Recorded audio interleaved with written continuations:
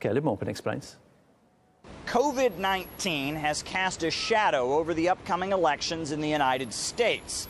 Now, this election, just like any other, will have ballots, candidates, and polling places. But what it won't have is as many international observers. The Organization for Security and Cooperation in Europe is only sending a handful of what's been planned, and that's amid some growing unease about the upcoming vote in the United States. Interlocutors noted that the conduct of these elections will be the most challenging in recent decades.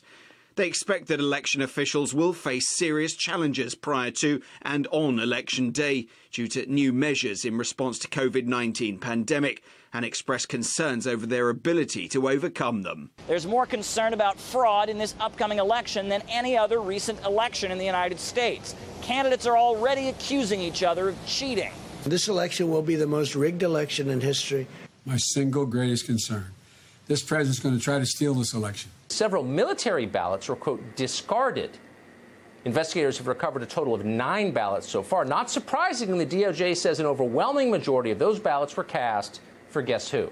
Donald Trump. What I'm saying is that President Trump and the Trump campaign are acting as if all mail-in voting, except for Florida, which he finds okay because that's the mail-in voting he does, all mail-in voting is somehow inherently corrupt.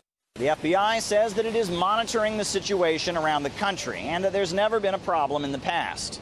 Adding to the concern about this year's upcoming vote is a Project Veritas expose. The video purports to link Congresswoman Ilhan Omar to an illegal cash for ballots operation. Based upon our undercover reporting, U.S. Congresswoman Ilhan Omar, also affectionately known as a member of the Squad, and her campaign may be behind one of the biggest voter fraud schemes in American history. Now, the office of Congresswoman Ilhan Omar denies these allegations. They say that video was doctored. Regardless, Congresswoman Tulsi Gabbard has introduced legislation to outlaw the practice of ballot harvesting, which creates a pretty big opening for fraud, but is legal in several states. U.S. leaders frequently question the results of elections in other countries and brand leaders around the world as illegitimate because of allegations of fraud.